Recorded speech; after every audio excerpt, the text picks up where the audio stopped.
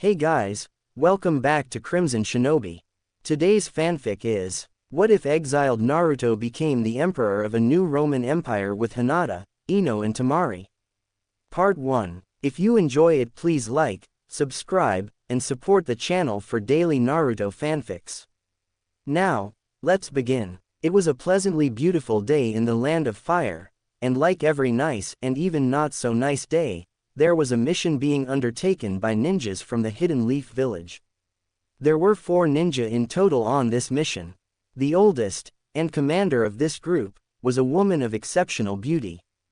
She was dressed in a red, mesh armor blouse with what seemed to be white medical tape over top of it.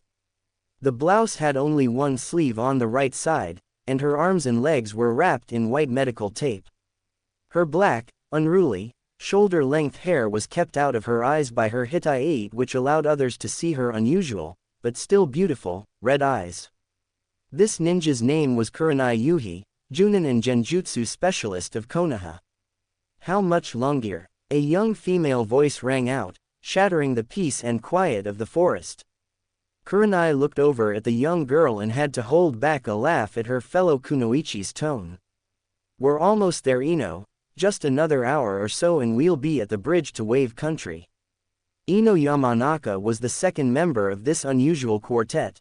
She was a fair-skinned girl with shoulder-length, platinum blonde hair that was tied back in a ponytail, however a single bang stuck out and shadowed one of her deep, blue eyes. She wore a purple, vest-like blouse with a raised collar that stopped above her belly button. She also wore a purple, apron skirt with slits down the sides. Her stomach and legs were wrapped in white medical tape while her arms were sheathed in purple and white elbow warmers. Her Hinata was worn like a belt. But I'm getting bored, sensei. I still don't see why we couldn't just run there. Ino stated before crossing her arms and pouting. This brought a tired sigh to Kurenai's lips, but before she could voice the reasoning behind her decision again, the third member of their squad spoke out. We're walking B because this is just a diplomatic versus visit to Wave Country, Ino, and there's no real rush to complete it. Oh okay. That's right, Hinata, there's no actual hurry to complete this mission, so we're taking it slow and giving ourselves time to relax. With that being said, Kurenai turned to her surrogate younger sister and smiled, happy that at least one member of the team paid attention to her instructions. Hinata Hyuga was the third member of this team. She had short, dark blue hair in a Heim-cut style and 2 chin-length strands framing her face. Her skin was the fairest of all 3 kunoichi on the team and held an almost ethereal glow to it. She was dressed in a baggy, cream-colored coat with fur lining the waist. She also wore plum-colored pants that reached to below her knees. Her most prominent feature were her eyes. Like her commanding officer, they too were an unusual color. They were lavender, like a set of pearls. This was because she came from the Hyuga clan, which was home to the famous bloodline the Byakugan. Her Hinata was worn around her neck. Well, of course Hinata has no problem taking her time, Ino began in a teasing tone of voice. She'd do anything to make this mission last as long as possible, ha ha ha. Ino giggled quietly behind her hand at Hinata's mortified look. She couldn't believe her friend would be so careless with her secret. Especially with said secret walking just 20 steps ahead of them. Hinata quickly looked ahead of her, and then sighed in relief when she saw that her not-so-secret love had remained in deep thought and hadn't heard Ino's teasing. This fourth and final member of the team was the lone male of the squad. His name was Naruto Uzumaki. This young boy had a head of wild, spiky blonde hair and a pair of deep, ocean blue eyes. His hair was also kept out of his eyes by his Hinata. He wore an orange jumpsuit, with blue trim around the shoulders and waist, and a raised collar. His most prominent feature known to most were his 6 whisker marks, 3 on each cheek. Right now Naruto had his arms crossed behind his head and his eyes turned to the sky in deep thought. Ever since the Hokage had assigned this mission, the young Uzumaki had felt a sense of anxiousness. He had a feeling that this trip would lead to something life-changing for him and, quite possibly, even the elemental nations themselves. He had no idea just how right he was. Like Kurenai said, they arrived at the bridge within the hour and were greeted by a shocking discovery. The bridge was a magnificent structure, a true testament to Mon's ability to sculpt something out of seemingly nothing. Its size alone baffled the three kunoichis' minds, but add to it the archways that had been built across the tops at 50-yard intervals, and were managing to keep themselves from collapsing under their own weight despite the distance between the left and right sides of the bridge. The Great Naruto Bridge was a masterpiece. Naruto, who had been present for the bridge's completion, wasn't blown away by its splendor, but was shocked when he noticed the new additions to the bridge. There, on either side of the entrance, stood two generously sized statues of Naruto. The statues depicted the young blonde with his arms crossed in front of his chest and a smirk on his lips, the same smirk he gave when he'd battled Zabuza the first time around. The likeness was uncanny, almost as if the statues were about to breathe life and step off their pedestals, which Naruto realized had an engraving on them, in language he'd never seen before. It read, Visimus. Once the other three members of his diplomatic envoy were able to draw their eyes away from the sight of the bridge, they were once again stunned at the sight of the statues that greeted all who passed by this way. One member in particular's shock swiftly turned to joy. Hinata had been left in awe of the Great Naruto Bridge. When she'd first learned that her Naruto-kun had gotten a bridge named after him, she'd been so proud of him, as well as elated that there was an entire country that recognized what a special person her love was. And now, that she got to see the bridge in person, she felt her heart swell once again with pride and happiness for her Naruto-kun. When she finally managed to pull her eyes away from the bridge, and was about to congratulate him on his tremendous accomplishment, she noticed that he was staring at something. A statue of himself. Hinata once again marveled at the people of Wave's crafting ability, but before she could lose herself in the beauty of the work, she heard Naruto say the word, Visimus, in a curious tone. Deciding to, hopefully, score some points with him, Hinata answered Naruto's unspoken question. Visimus means, victory is ours, Naruto-kun. Why you're having trouble reading and you understanding it because it's in a different language, Latin to be exact. Latin, how come I've never heard of it before? Naruto asked curiously. He hoped it wasn't one of the lessons he was forced to miss due to teachers kicking him out of class. He didn't want to look stupid in front of either Hinata or Ino. After the incident at the hospital, when he brought Tsunade back to heal Sasuke and Kakashi-sensei, Naruto's feelings for Sakura had begun to lose their intensity. He was looking to other girls to find a love interest, and these two girls were at the top of his list. He'd always considered Ino to be a beautiful girl, more so than Sakura. If he were being true to himself, she could be just as smart as her at times too. Hinata was a girl he'd never really noticed at the academy, but that didn't mean he didn't know she existed. He knew she was just as smart as Sakura, and she was also the nicest person he'd ever met. She had a way about her, something Naruto had been noticing the past month, that just made him want to hold her close to him and not let go. He chalked it up to her, admittedly, adorable innocence and partial naivety. Thankfully, his fears were quickly laid to rest. Come to think of it, I've never heard of it either, Hinata. How come you know about this language but we don't? Ino asked in surprise. Hinata, now with 3 sets of eyes on her, with the inclusion of her sensei, began to feel the heat rise in her cheeks and her hands subconsciously coming up to push her index fingers together out of habit. Well, Ino-chan, the reason I know about it is because as daughter to the head of the Hyuga clan I'm supposed to be well versed in all things, including history.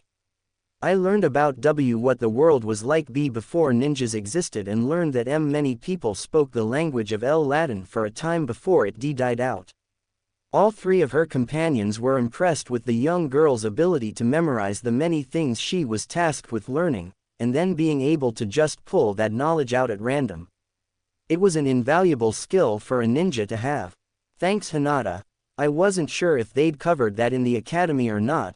Now I don't feel as dumb, knowing that it was something most people don't know.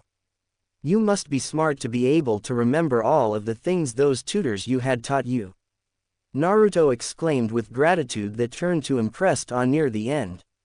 Naruto's compliment caused the young heiress to duck her head so as not to show off her reddening face. Luckily, Hinata was saved from a possible fainting spell by her sensei.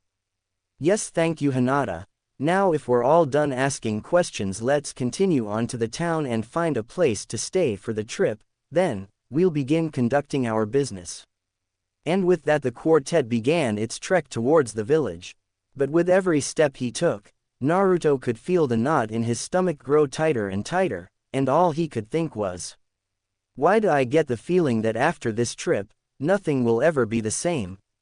It didn't take them long to make it across the bridge and into the village, and once there they made it a point to find a place to stay for their trip. As they waked through the town, the females of the team noticed all the different looks Naruto seemed to be getting. They ranged from pleasant smiles to flirtatious looks. These Hinata didn't appreciate, and the young Uzumaki seemed oblivious too. Just as they had found a suitable hotel to stay in, they heard a voice call out to them, "Hey Naruto, is that you?" At the sound of his name the blonde turned his head and was met with the sight of Tazuna, the master bridge builder. "Hey old man, whoa, what's with the nice clothes?" Naruto had noticed that Tazuna was dressed in a fairly nice, royal purple pallium draped over pristine, white robes. "Haha, Naruto my boy, it's great to see you again. As for the clothes, they were given to me after I was elected as a member of our Senate." Naruto threw a confused look at the man and asked, "What's a Senate?" Before Tazuna could answer, Hinata once again stepped forward with her knowledge of ancient times. The Senate is much like our government, Naruto-kun. They oversee the rules and regulations of the land they govern. Tazuna looked to the young Hyuga with a gleam of respect in his eye as he rebutted, "It's nice to meet someone with knowledge of the ancient customs, but you're only partially correct. The Senate technically has no official say in how the city-state or country is run. That's actually left up to the councils, we just get to give advice." Naruto nodded his head in understanding before asking, "Did they have a Hokage then too? I mean, since they seem to have a multi-level government like us, did they have a single leader at the top of it all?" This time it was Tazuna who spoke first. As a matter of fact, there were times where the Senate would grant a single man the title of dictator and give him, essentially, total control over the city. In fact, this reminds me of what I was searching for you for, Naruto. Before Naruto could ask why he was being sought out, his fellow blonde decided to voice her displeasure at being forced to stay on her feet, after being promised time to rest.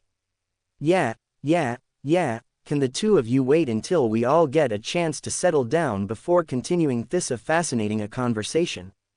I'm tired. It was after this that the fourth, and leader of their little group, decided that her young charge was correct. "Ino makes a valid point, Naruto. You'll have all the time you want on this mission to ask Tazuna questions. For now the rest of us would like to relax after that long walk." Naruto balked at this. "But Kurenai-sensei, you were the one who said that walking here would be relaxing for us. Why are you complaining about being tired now?" Kurenai felt the heat crawling up her neck at the genin's true words and thought, "Damn it, Kakashi, you told me that Naruto was oblivious, so what's with this?" Quickly trying to save face, the Junin quickly cleared her throat before speaking. "Ahem, well, Naruto, I was speaking for Hinata and Ino's sakes. They're probably sore from all the walking and wish to sit down at the very least, don't you think?" Naruto's eyes gained a disbelieving light to them but was kept from responding again, this time by Tazuna. "Well, there's no problem with that. Why don't the four of you come back with me to my home and my daughter Tsunami can cook us up something to eat while Naruto and I continue our, how did you put it, Blondie, a fascinating conversation, ha ha ha." Seeing no reason to decline, Kurenai quickly thanked the man for his offer and then she and her team followed behind the man back to his home. It took them about another half hour to reach Tazuna's home, and when they did, it wasn't the same house Naruto remembered from his last visit. Instead of a shoddy, wooden two-story home, they were met with a building made of stone. It was a two-story building like its predecessor, but this new house was equipped with a burnt red-orange awning in the front that was being held up by red and white columns. The doorways were made from a rich, heavy, dark brown oak wood. The second story had a balcony that was surrounded by a wooden fence, no doubt the same strong wood the doors were made of.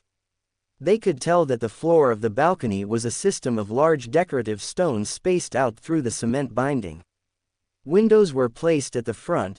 They could see at least one on the left side of the home, as well as two on the second story that they could see. The base of the home also had a red trim around it. "Welcome to my home. It's gotten an upgrade since you've last seen it, huh, Naruto?" Said Blonde could only nod his head in agreement. "Well enough standing around. Let's get inside so your friends can rest and I can tell you what I wanted to talk to you about." Once inside they were greeted by Tsunami, who was already in the process of making dinner. "It'll take a little more time now since I have to make more food for the rest of you. I hope you don't mind waiting, I just wasn't aware you'd be arriving today." Hinata quickly volunteered to help with the meal, her mind once again set on gaining a positive reaction from Naruto, while Ino let everyone know she was going to lay down on the couch and take a nap. "So, Naruto, how about we go into my study so I can explain why I asked for you specifically on this mission, and why I was searching for you in the village earlier." Naruto looked over to the old bridge builder and he once again felt that feeling of anxiousness well up in the pit of his stomach. What's the big deal? He's probably just gonna tell me about how much better off Wave's been since Gato was taken out. With that thought in mind he nodded his head and followed Tazuna to his study. Kurenai watched the two males walk off with a calculating stare. She couldn't help the curiosity that stemmed from wanting to know what Tazuna had wanted to share with just Naruto specifically. But before she could ponder it any further, Hinata called her over to taste test the soup she'd made. Knowing how badly Hinata wanted dinner to turn out perfect, Kurenai pushed Tazuna and his strange request to the back of her mind and went to assist her lovesick, though sometimes overly devoted, student. "I just hope it doesn't become a problem." Naruto sat, listening intently as Tazuna regaled him with stories of the world before there were ninja. So entranced was he, that he almost missed when the master bridge builder began to speak about the history of Wave specifically. Wave Country was once part of a vast empire that stretched across much of the elemental nations and even lands to the west of them. That wall that separates the east and west continents was built by one of the last rulers of that empire. His name was Hadrian. He built it because he felt that the empire had increased to an almost unmanageable size, and to extend it any further would lead to its collapse. Unfortunately, the collapse was inevitable as all the truly great leaders of the empire had already passed on. Their greatest having been assassinated actually. At this Naruto had to stop and ask. But if he was their greatest leader, why did they assassinate him? Tazuna looked the young shinobi right in the eyes, and spoke only one word: fear. This only confused Naruto more.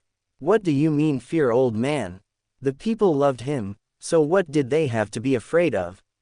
The older man couldn't help but chuckle before answering. "It wasn't the people that feared him, Naruto, it was his comrades in office that feared and despised him. They felt this way because of his position as dictator. The senators believed that he had taken their power away from them, power the Senate felt rightly belonged to them." Naruto's mind was a whirlwind of thoughts, as he thought about how the same thing that happened to this ancient dictator could happen to him if he were to become Hokage of the Leaf Village. He lifted his head and looked Tazuna in the eye before asking. "What was the mon's name, Tazuna?" The blonde couldn't fail to notice the smile that made its way onto the older mon's face, nor the spark in his eye as he said. "Now Naruto, that's just the question I was waiting to hear from you. Tell me, have you ever heard the name Julius Caesar?" The knot that had been forming in Naruto's stomach pulled even tighter at the sound of that name. "Caesar. Can you, tell me about him?" "Caesar, I mean." Naruto sat, literally, on the edge of his seat waiting for Tazuna to tell him of the legendary leader. After learning that this guy ruled over such a large empire, Naruto found himself needing to learn more about him. At the sound of the name, Caesar, Naruto began to hear a whisper in the back of his brain. Knowledge is power. Learn more and watch all the doors that open up for you. Ha ha ha, of course I'll tell you, kid. After all, he is the greatest man in Roman history. At this, Naruto cocked his head in confusion. Rome, what's that, Tazuna? Rome was the name of the empire Naruto. It started with the city-state of Rome, which later became the now deserted Whirlpool, and expanded from there to this. At that moment he unrolled a map he had on the table. On the map was the entire elemental nations, as well as the continents to the west. The color code to the map was mostly crimson in color, with specks of just the tan of the map littered here and there, and a forest green beginning in the west where the red stopped. Every bit of red you see was included in the Roman Empire. The uncolored specks were neutral city-states, and the green patch that starts here in the west was the unconquered, barbarian lands. Naruto wasn't sure what to make of this. How could one little city-state be the head of such a vast empire? But, how did it get so big? How did Rome manage to cover so much land? The young genin had this gnawing curiosity eating away at him. He wanted to know more, he needed to know more. And Tazuna was all too happy to share his knowledge with him. Well, obviously Rome wasn't built in a day, Naruto. First, they conquered their neighbors. Then, once those people were added to the population, the size of the army increased as well, giving them an easier time conquering other smaller city-states until they had a large enough force to overcome bigger groups of people. It's a domino effect, Naruto. With his curiosity about the empire itself quelled for the moment, Naruto returned them to the main topic he wished to discuss. Okay, that makes sense. So did Caesar rule over all of this? This time Tazuna let out a disheartened sigh. Unfortunately, no, he didn't. Caesar was assassinated long before the empire ever reached the height of its expansion. However, I have no doubt that, had he not been murdered, he would have brought the empire to its height much faster than those rulers who followed after him, and even been able to keep it from falling apart. The young blonde could feel the waves of sadness as Tazuna spoke about the murder of the great dictator. So what kind of persona was a Caesar, old man? He sounds pretty great from what you're telling me. Well, he was considered a master public speaker, one of the greatest in Rome's history. Julius Caesar could make you do what he thought you should do by giving you a speech. Caesar was also a military genius. He thought of every conceivable advantage while on and off the field of battle, and always made sure that his enemies would be at a disadvantage in responding to him. He was brilliant in his ability to relate to people and make them like him. He could be friendly with his ordinary soldiers, because he was in battle with them and showed that he had just as much guts, and as much stamina, as they did. Julius Caesar was considered by many to be the greatest Roman in history. Young Naruto was completely captivated by Tazuna's description of Caesar. The only other person he'd ever heard anything close to such praise for was his village's fourth Hokage, and even he wasn't elevated to the status of greatest citizen in history. However, before Naruto could ask any more about the great general, a call of "dinner's ready" pulled the two males from their conversation. As Naruto got up from his seat to leave, he was stopped by a hand on his arm.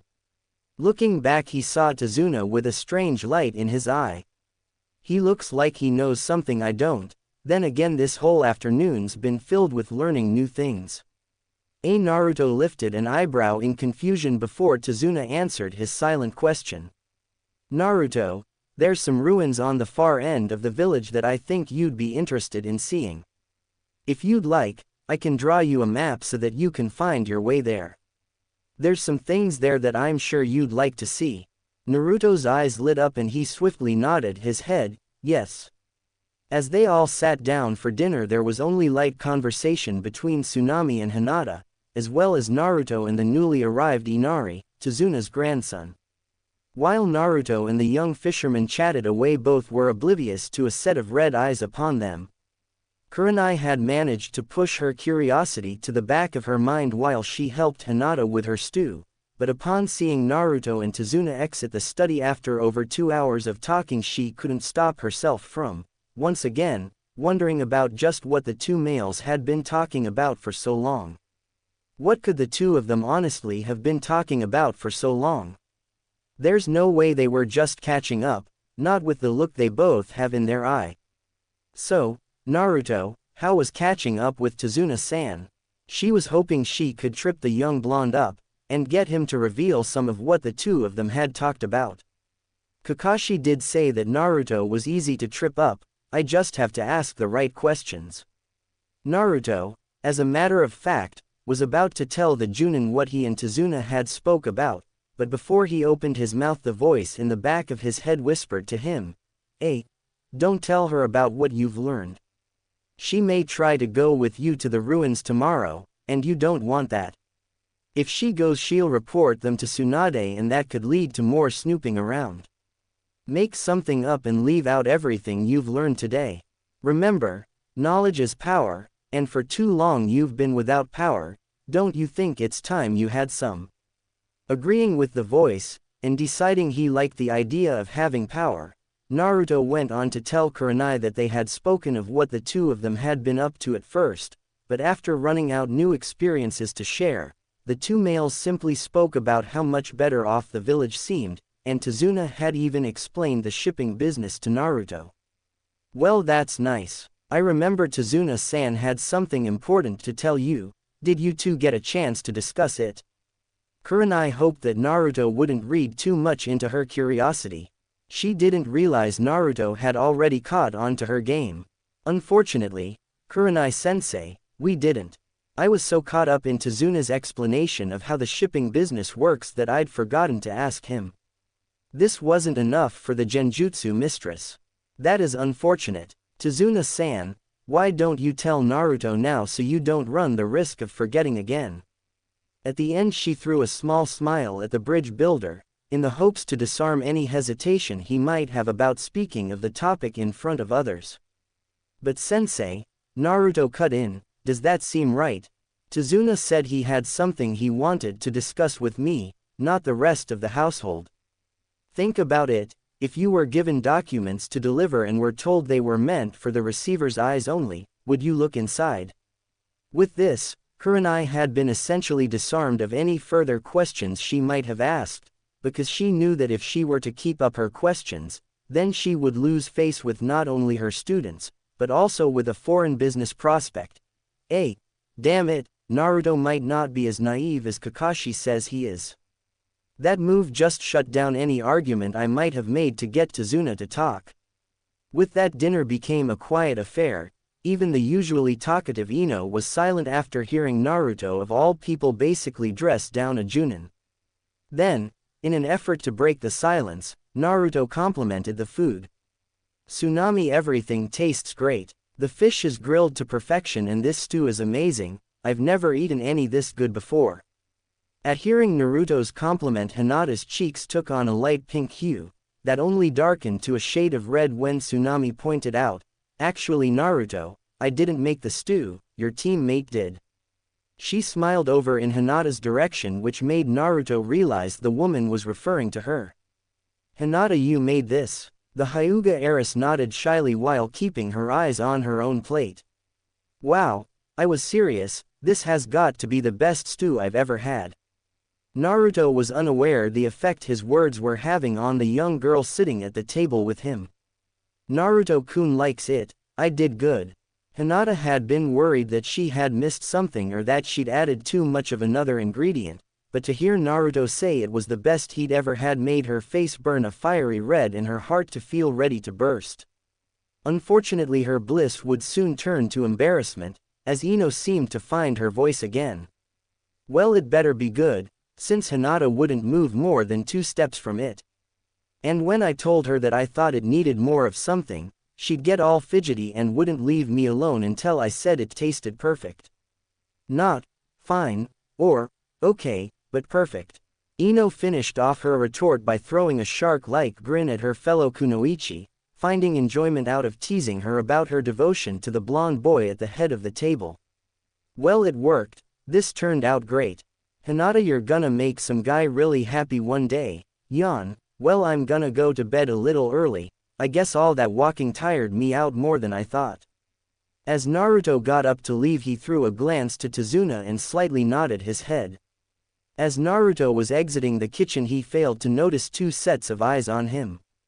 Hinata's eyes felt like they were going to explode out of her head at the compliment given to her by her Naruto-kun. She desperately wanted to tell him that his happiness was the only one she cared about, that he was the only guy she wanted to stand beside. Or kneel down in front of. A voice whispered in her mind, causing her face to erupt in a crimson flare as her eyes followed her blonde out the door until he couldn't be seen anymore. Another set of eyes watched Naruto as he got up and left the room. However, this pair wasn't filled with love and boundless devotion, but with curiosity and suspicion. She'd always been led to believe that Naruto was a joker and not someone you'd take seriously in an argument. But with what she'd seen today, she decided that maybe, just maybe, there was more to Naruto Uzumaki than meets the eye. Naruto sat on the side of his bed seemingly just staring at the wall, but really, he was in deep thought. Tazuna said that I'd be specifically interested in the ruins, but I wonder why. What could they hold that would interest just me? Before Naruto could ponder this any further, the voice in his head spoke out, why worry so much about the why? Instead, revel in the fact that you, and you alone, will be going to see the treasures these ruins seem to hold. Tazuna wouldn't send you there if he didn't think it important or helpful to you in some way, right? With that, Naruto was once again left to the silence of the room, and alone with his thoughts. Suddenly it became clear to the blonde that the voice he'd been hearing in his head was his own. It was his mind divulging the wisdom he'd been receiving over the last few hours. With the comforting thought that he might just be more clever than others gave him credit for, and a new sense of delightful anticipation at visiting the ruins tomorrow, Naruto lay back on his bed and drifted off to sleep. Dream. Naruto found himself, oddly enough, sitting atop of the front gate of his village. Sure, he'd sat up here before finding out about the great view on the Hokage monument, but he couldn't think of why he'd be there now. But before he could question it any further, Naruto heard what sounded like a horn, echoing from a distance.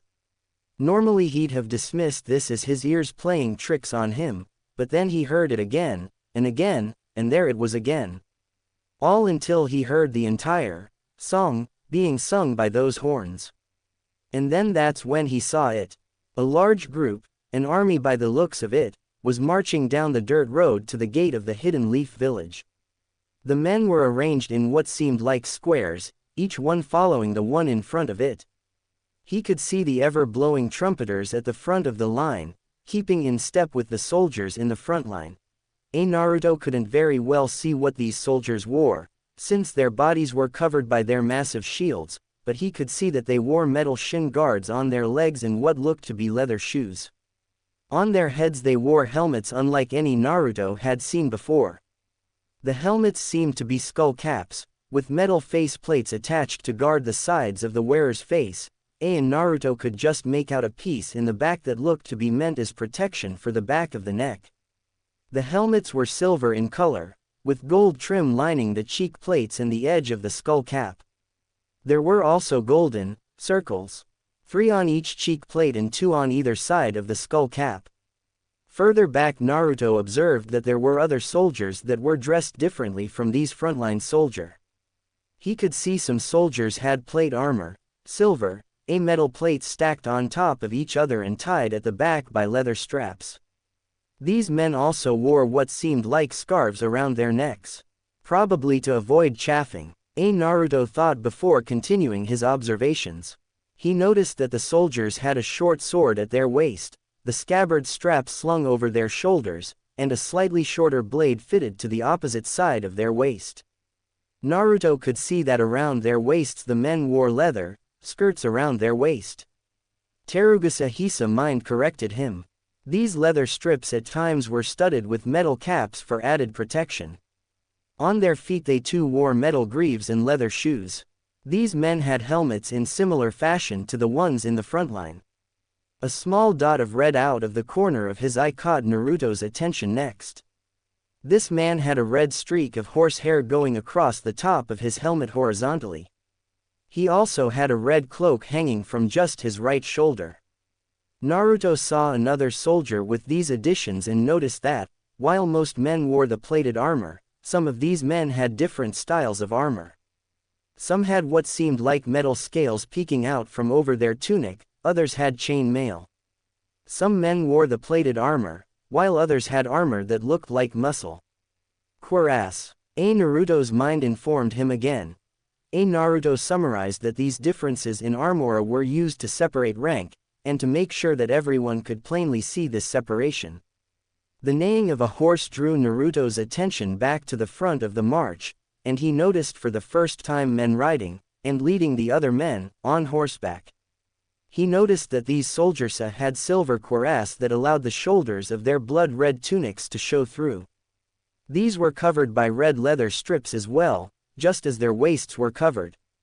Like the other soldiers, these men had metal shin guards and leather shoes, though he could tell that the metal being used for these men's armor was of higher quality than the other soldiers. These men also wore blood-red capes that, instead of hanging from their shoulders, seemed to wrap around the neck and flow outward from there. These soldiers' helmets were also different. Instead of being made from multiple attachments, theirs was one single piece of metal. It still remained able to protect the neck and face, but didn't run the risk of having a piece be damaged and fall apart. The helmets also had red horse hair on top, but instead of side to side, these guys wore theirs front to back. Overall, Naruto silently admitted to himself that these guys looked cooler than the other soldiers. And then Naruto found himself drawn to a soldier who was riding just steps ahead of the other officers in front. Naruto wasn't sure why, but after his eyes had been drawn to this particular soldier, he couldn't look away. The man seemed to exude confidence, if his straight back and almost swaggering riding pace were any indication. His eyes were trained on the approaching gate, a wolfish smirk sat across his face. This man, Naruto guessed, was the general of the entire force. Then Naruto noticed something. The man had blue eyes. Eyes that seemed very familiar to him. Then, as if sensing someone's eyes upon him, the general looked up and met eye to eye with Naruto. End dream. Naruto bolted up from bed and quickly placed his hand over his racing heart, as if to try and soothe the thumping organ. The young blonde wasn't sure what had just happened. One minute he was staring at that general, the next, their eyes meet and he's thrust from his own dream as if he were an unwelcome quest. However, before awakening, Naruto remembered a feeling, one he felt when he looked into that guy's eyes. Not only had he felt the power of the man, the absolute dominating presence he seemed to give off in waves, but he also felt a sense of familiarity. As if he'd seen that man somewhere before. So engrossed was he in his thoughts, Naruto never noticed the bedroom door cracked open, nor the pale lavender eye that watched him so intensely. While Hinata could have used her Byakugan to watch her love sleep in that morning, it wasn't the same as seeing him in the flesh instead of just a ghostly outline of him and his chakra pathways.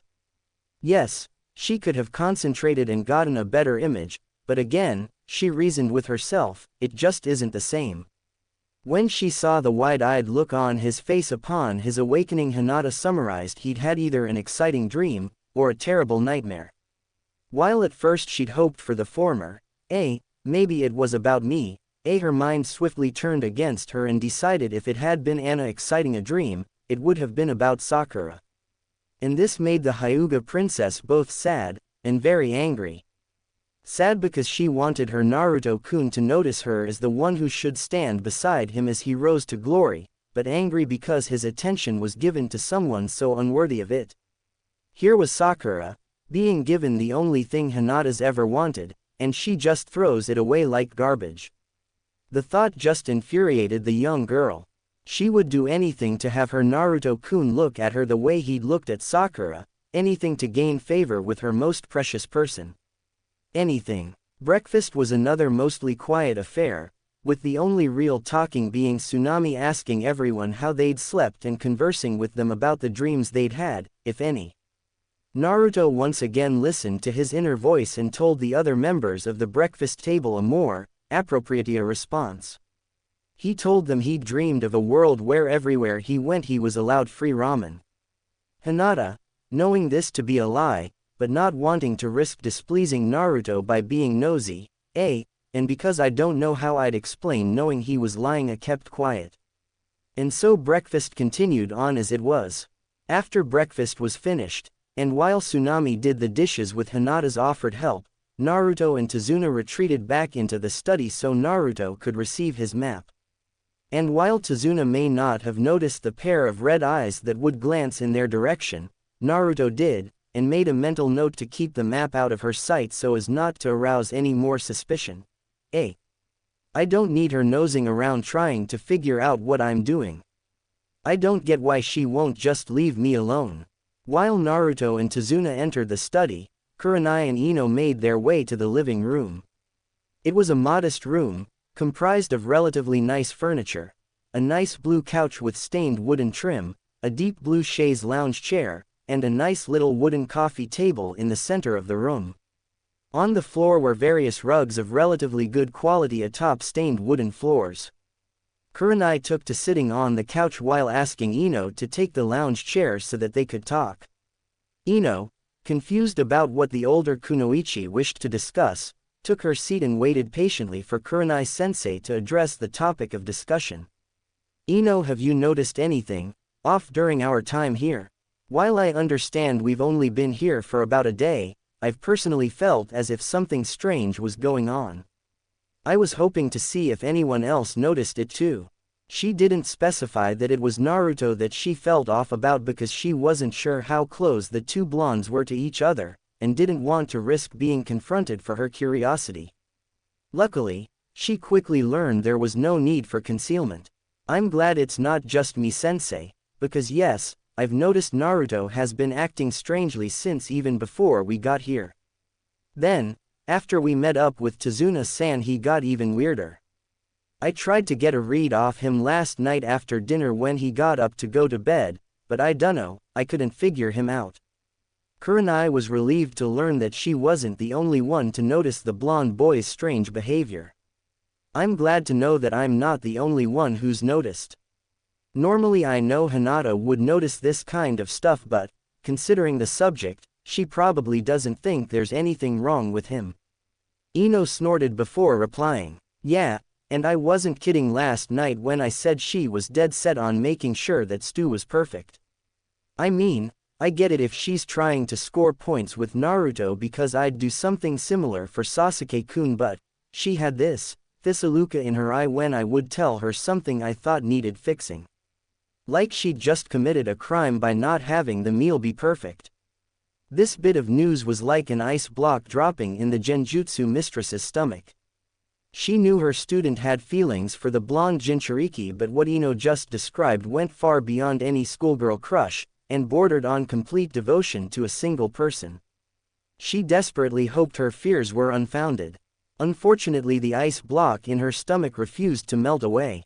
Pushing her fears for her student to the back of her mind for the moment, Kurenai re-engaged Ino in conversation about the lone male on their squad and what they thought was causing his strange behavior. Naruto and Tazuna exited the study about an hour after they'd gone in, the map tucked away in one of the pockets Naruto's jumpsuit had on the inside, keeping it out of sight of prying, red eyes.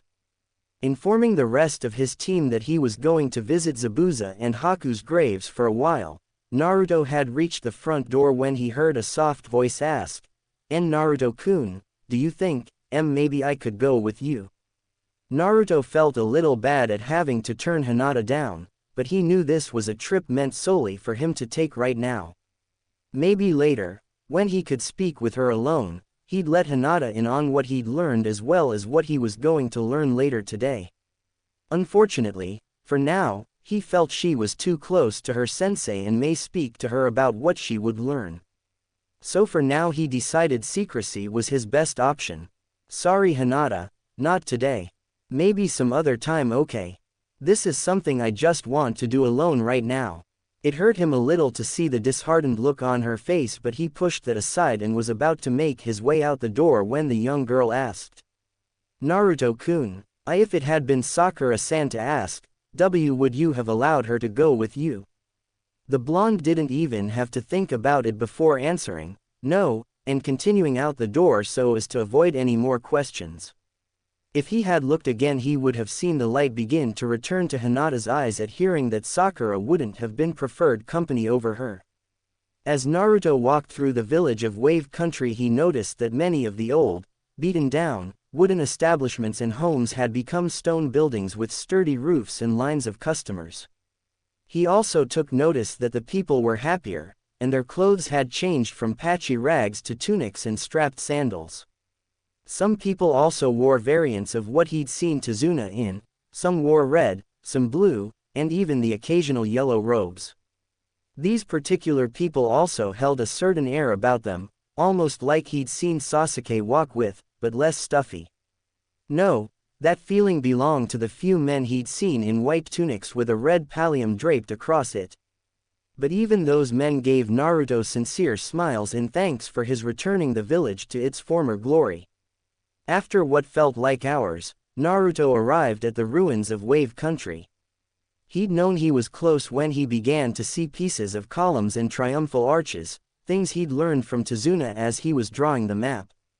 The young blonde was amazed by the craftsmanship exhibited through these pieces of history, even if they were eroded by time. He knew he'd officially arrived when he saw that there were actual whole buildings still standing. He walked through what seemed to be a neighborhood judging from the types of building he saw. They look like apartments. Wait, Tazuna said there was a name for those, Insuli, I think it was. He quietly made his way down the worn-down, stone-paved path. He noticed the, for its day, ingenuitive design of the drainage ditches and how the road was cambered which allowed it to be drained. Naruto walked down this road, and many others, admiring and inspecting the forgotten world around him, until he finally happened upon the building Tazuna told him specifically to seek. The temple was, like most of the other buildings, wash-white due to age.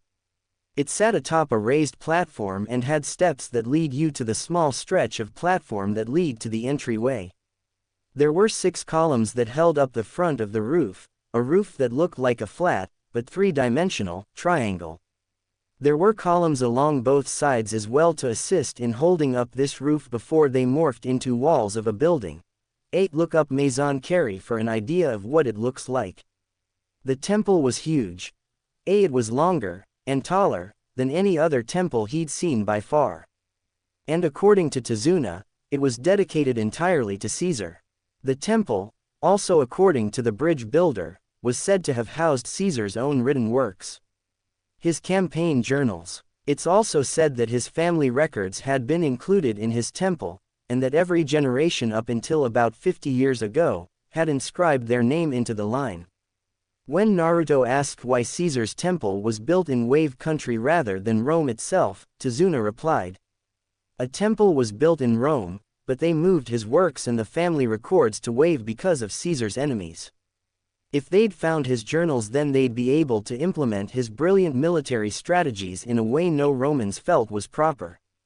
The people felt that for a non-relative of Caesar to even look in the book was an offense to the man's memory. And if his enemies had known the location of his family record at any time, then his bloodline would have ceased to exist centuries ago out of their fear of another Caesar being born. Naruto slowly began his ascent of the temple steps and then, as he reached the platform, he noticed some Latin words inscribed above the entrance that read, Vivat Caesar, long live Caesar. After reading the inscription on the wall, Naruto once again began his entrance into the temple. As he began to move forward the blonde could feel the knot in his stomach returning, and the anxiousness in his heart began to cause the organ to beat rapidly. He remembered the last time he'd felt this way was rewarded with knowledge of this once great empire and a famous general. So, with thoughts of what the reward would be for this time, Naruto strode in with a more confident step. He was completely unprepared for what he saw upon entering the temple. There, in the very center of the temple, stood a statue. This statue was so tall, it missed touching the ceiling by perhaps 5 to 10 feet. While Naruto was sure it had at one time been colored, it now stood white like everything else in the ruins. However, unlike everything else, the color loss was the only indication that this statue had been affected by time. There were no cracks, no chips, and no erosion. The statue had remained in perfect condition. The statue depicted Caesar in the same outfit as Naruto had seen the general in his dream wear, except he'd taken off his helmet and held it tucked underneath his arm while his right arm sat holding the hilt of his gladius, showing him to be left-handed. However, as magnificent as the statue was, the thing that truly caught Naruto's attention was the mon's face. With his helmet off, Naruto could see very clearly the face of the great dictator. It also explained why Naruto had felt such a familiarity with the blue-eyed general in his dream. What he saw brought tears to his eyes. Because what Naruto saw was an adult version of himself. Naruto couldn't believe his eyes. There, standing right in front of him, was essentially a giant statue of himself. It was seeing this that made Naruto realize why Tazuna had been so insistent about speaking with him, why he'd told Naruto about Rome and the ruins of Wave Country. Naruto was a descendant of Caesar, the greatest man in an empire's entire history. It almost seemed too good to be true. But then, years of hurtful words and scorn from an entire population began to rear its ugly head, and Naruto found himself feeling a bit of doubt. How can I be related to someone so important? This guy was loved by, basically, his entire empire, while I'm looked at like a disease on human society. It just doesn't seem possible. Despite Naruto's recent enlightenment to his own advanced mind, he still found it hard to believe that he could be related to the powerful figure that stood before him. No matter how much his own mind screamed it was true. But then Naruto remembered the family records that had been placed at the very back room of the temple. The records that had been continuously written in up until 50 years ago, and was bound to be able to tell the blonde if any Uzumakis had written in it. With this hope in mind, Naruto began a mad dash for the rear of the temple. Passing by several rooms, which Naruto had learned were used by the shrine maidens of old, the blonde found himself at the entryway to the last room. Stopping just outside the doorway, all Naruto could see from his position was the blank wall in front of him. He tried to take a step forward, so as to get a look at what was inside, but his legs wouldn't move. He was afraid. Naruto feared that this was all a joke, or a dream. He feared that he would look through the log book and find that he was not related to the great man whose statue he'd just left. He expected, and slightly hoped, that this was all just a dream and that he would wake up as soon as he entered this room. He hoped for the dream scenario because it wasn't the first time he'd had a dream like this, only in those others he was related to the fourth Hokage, not a ruler of an entire empire. As Naruto stood there, debating what to do, he felt a knot reappear in his stomach. Something that was happening a lot lately. Then he remembered that it was this same knot that he'd felt just moments ago as he was debating whether to enter the temple or not, and when he went along with the feeling he found the statue, something that wouldn't have come to pass had he played it safe and turned around.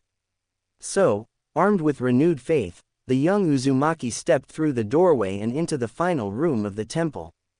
What he saw wasn't what he'd been expecting. Whereas Naruto had expected the final room to be immaculately furnished, the room he walked into was sparse and nearly empty. The room was about the size of Naruto's apartment and consisted of a plain table and chair, with a black leather-bound book sitting in the middle of the desk, as well as a small shelf on the wall, both just out of sight of someone standing outside the door. The shelf contained 2 rows of books all brown, leather-bound and 4 fingers thick. Naruto guessed those were Caesar's campaign journals, which made the black book on the table the family records. With a lump in his throat, Naruto slowly walked over to the chair, pulled it out, and sat down. After scooting in, the young blonde let out a breath he didn't know he'd been holding, causing the dust on the tabletop to kick up and swirl around in the air. A testament to just how much time had passed since anyone had been in this room. He lifted his shaking hand and reached out towards the book. Almost immediately after Naruto had left the house, Tsunami asked Hinata if she'd go out and get ingredients for dinner that night. Hinata, always the polite one, accepted the task with a smile. And so, Hinata now found herself walking through the village with grocery bags in hand. She was happy to do a favor for someone who saw her Naruto-kun as the great person he was, a person who deserved nothing but the utmost respect and unwavering loyalty. Her mind spoke up. Hinata found nothing wrong with her devotion to the blue-eyed, blonde-haired genin. She'd seen how other girls acted around Sasuke when she'd gone to the academy, and felt she was different because her feelings were feelings of love, not just some schoolgirl crush. She didn't find it odd that she was so inclined to gain favor from her Naruto-kun, nor did the young Hyuga find it strange that she didn't share the depths of her feelings with her surrogate older sister Kurenai. She wouldn't understand anyway, she'd probably just think I was acting like those girls at the academy. Well, she, and everyone else for that matter, won't have anything to say when my Naruto-kun is standing atop the Hokage building giving his inauguration speech. And I'll be right there by his side. He'll have finally realized that I've always been there for him and will reward me for my devotion. With that ending thought, Hinata entered into a state of bliss as her mind began to play out the different ways her Naruto-kun would reward her for being so devoted to him. This led the Hyuga princess to needing to find a secluded area where she could feel the full effects of her imagination. I don't think Tsunami-san will mind if I take a little detour getting home. It is rather warm out today after all. And with that, the young Kunoichi veered off towards the forest to help her relieve herself of the heat. Tazuna sat in his study staring at the map he'd shown Naruto yesterday, his eyes trained on one spot in particular. He was staring at Rome. He still couldn't fully grasp what he'd learned about Naruto, and his connection to Caesar. He'd made the discovery a few short weeks after Naruto and his team left from Wave. Flashback. Tazuna was stumbling about, just coming out of another drunken stupor. When he fully came to his senses, he noticed that he had entered into some of the woods that encircled Wave. Although he didn't recognize any of his surroundings, he looked around and noticed a stone road that seemed to go on for miles. Deciding that following the road was his best bet, Tazuna began to walk.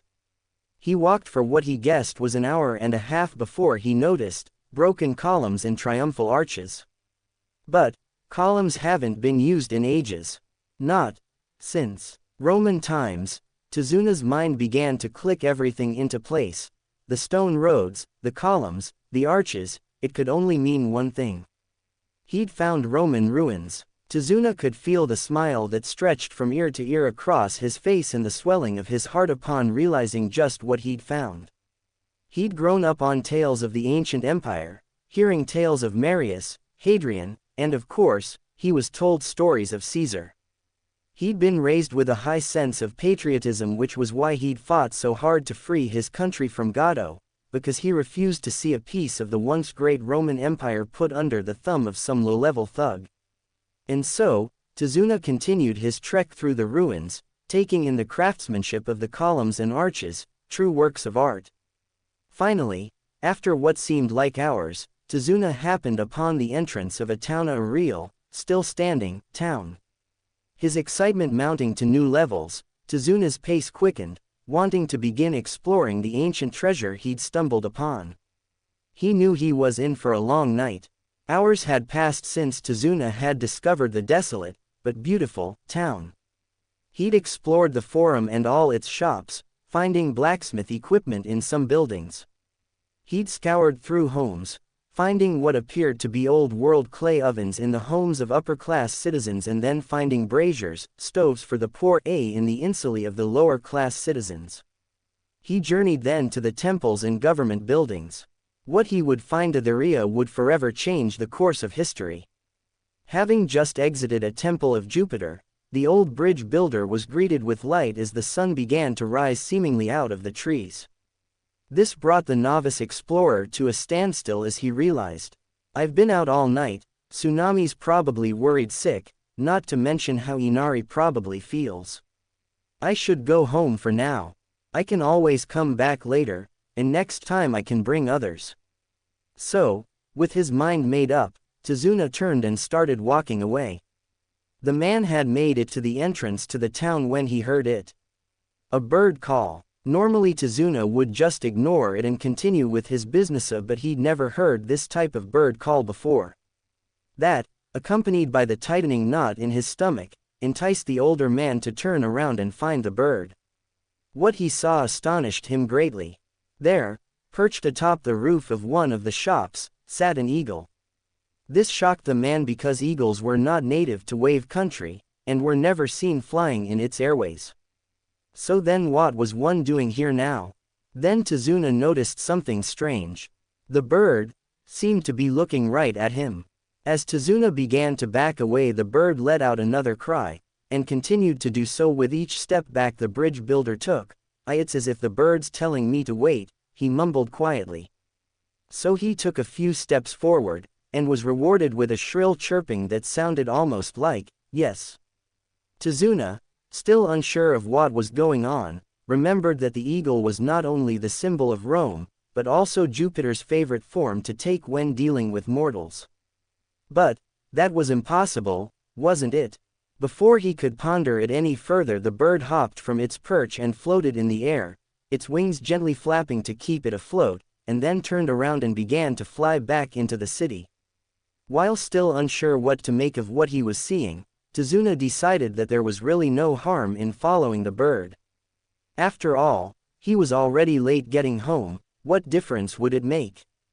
So he began to run, chasing down the eagle that had stopped again to wait for him. He ran for what felt like forever, passing by familiar buildings he remembered exploring the night before, and then catching glances at the buildings he had yet to explore as the bird carried him deeper into the ancient city.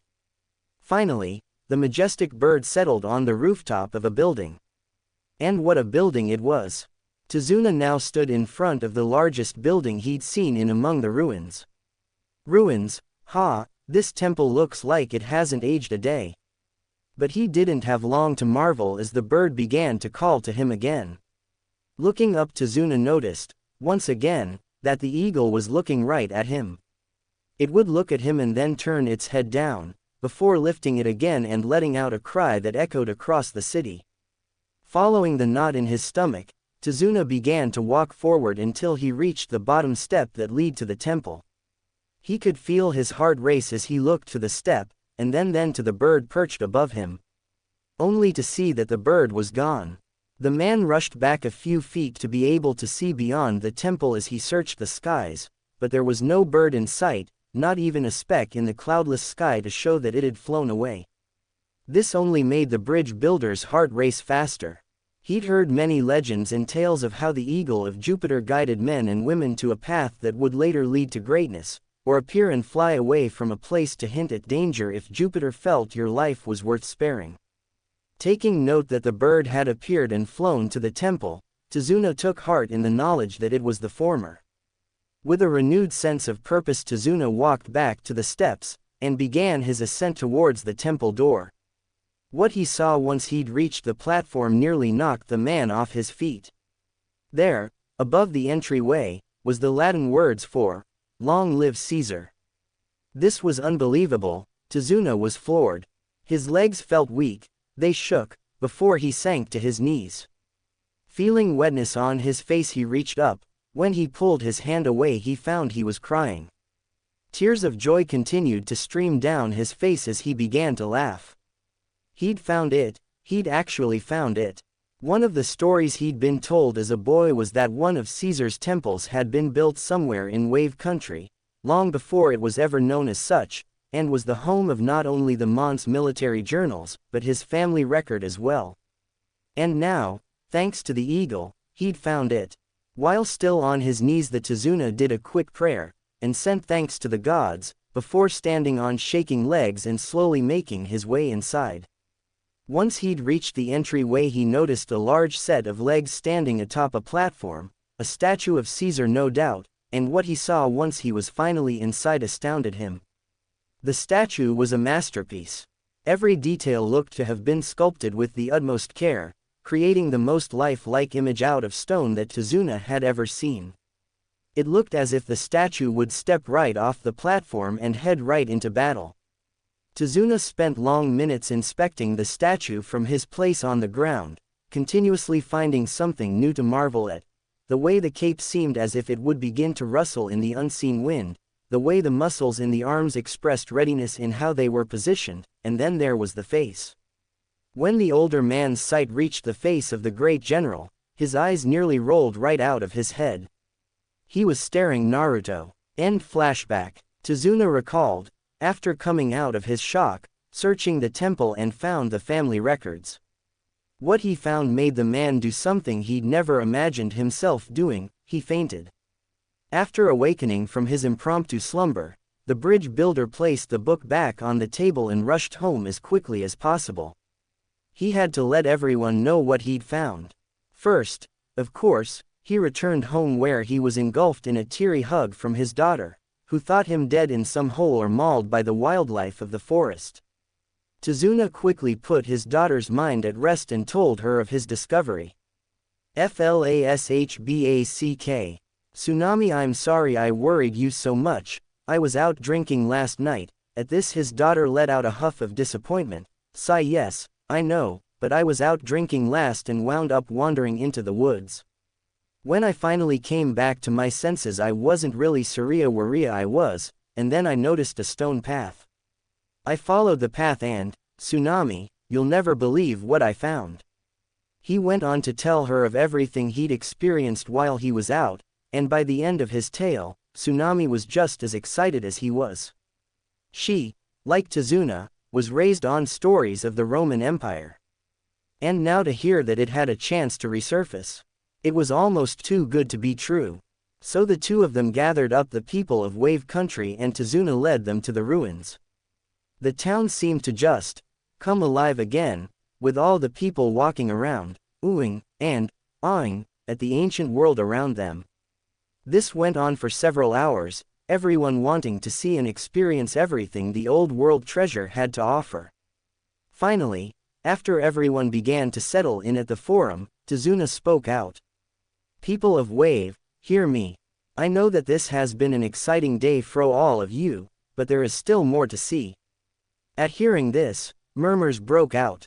More? What more could we want to see?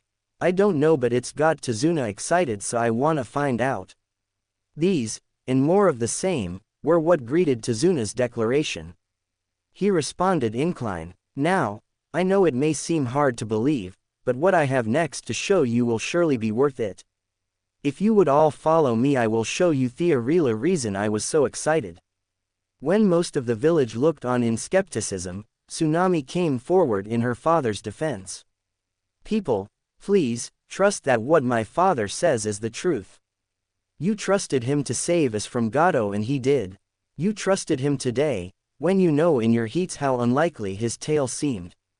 All he's asking, is that you put your trust in him one more time, and let him bring you the same joy he feels now.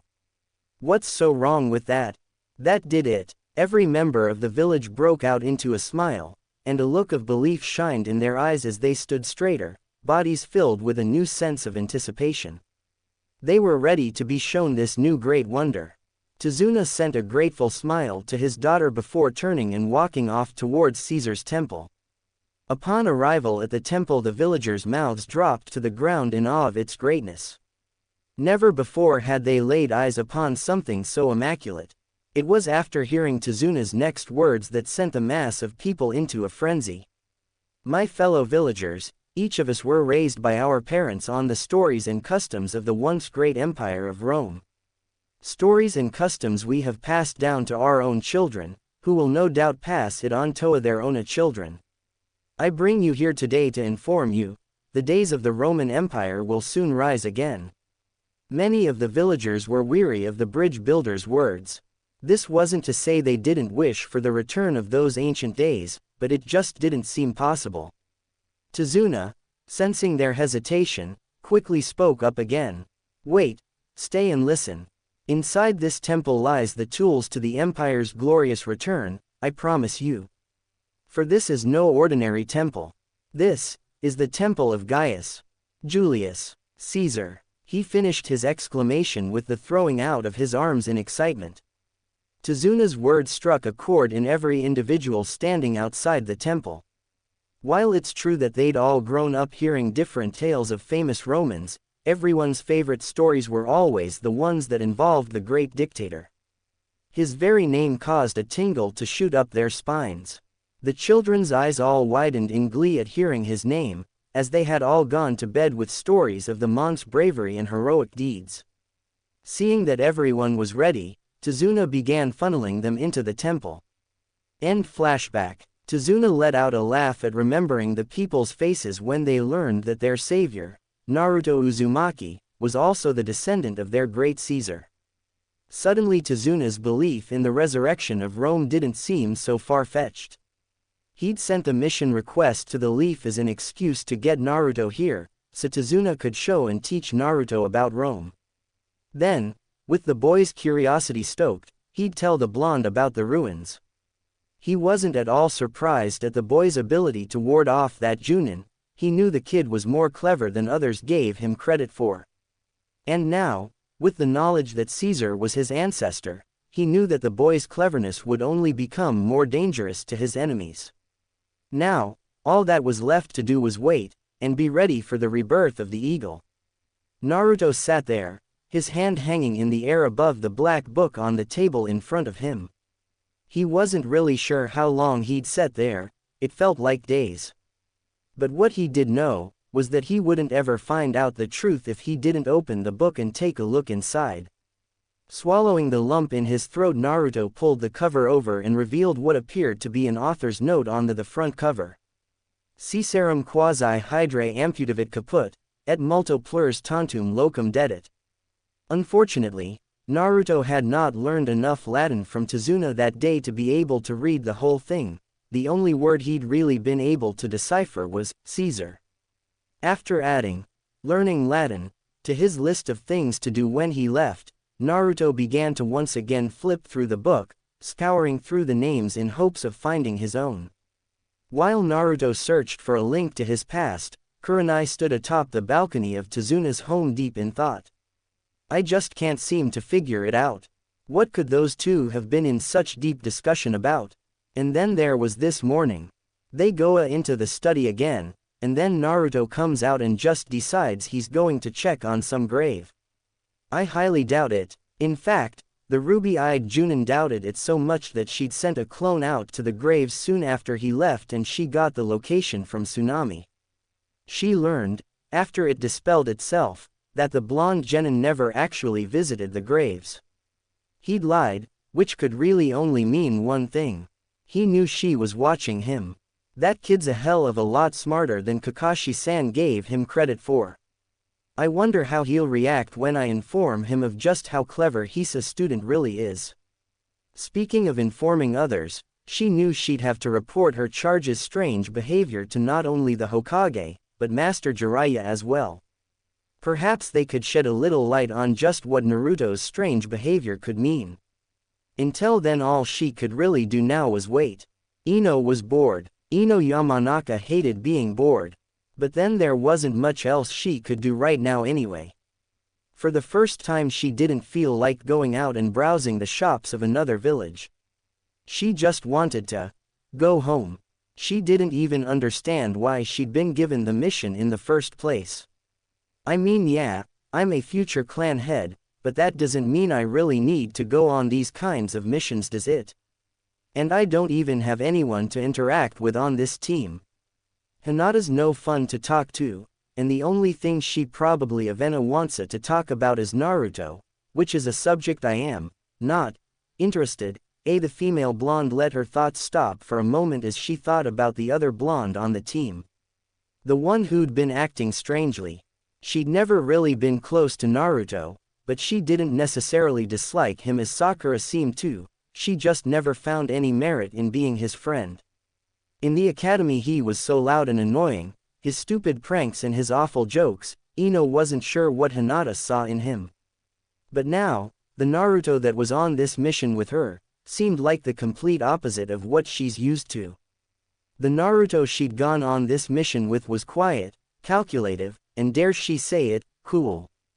PFF'd. Naruto, and cool, two words I never expected to have in the same sentence unless there was a not in between them. But, something's been up with him since he learned about our mission from Wave. Almost as if he was expecting something to happen after we got here, which something did happen. He met that guy, Tazuna, and ever since their little conversation in the street the two of them have been acting a weird. Ino wasn't sure what was going on, but when she thought about Naruto and his strange behavior she could feel the beginnings of a knot start to form in her stomach. What that meant, she dreaded to guess.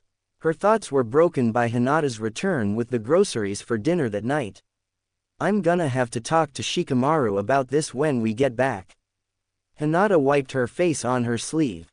After relieving herself from the heat she'd been feeling, the young girl went in search of a body of water to help her cool off from Hera activities. Luckily she was in a country that was surrounded by water.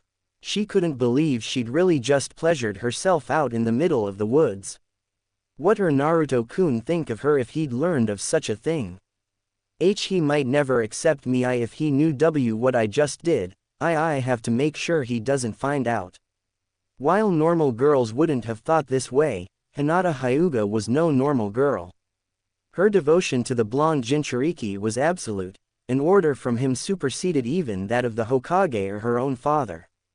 After years of neglect at the hands of her claw, Hinata became dependent on the sense of confidence and self-worth she got from watching Naruto. He'd become her entire world, and he hadn't even known it. But that will all change. Soon, I'll be strong enough to not only tell him how I feel, but also show him as well. Then, when he sees what I've done for him, he'll allow me the privilege of serving him.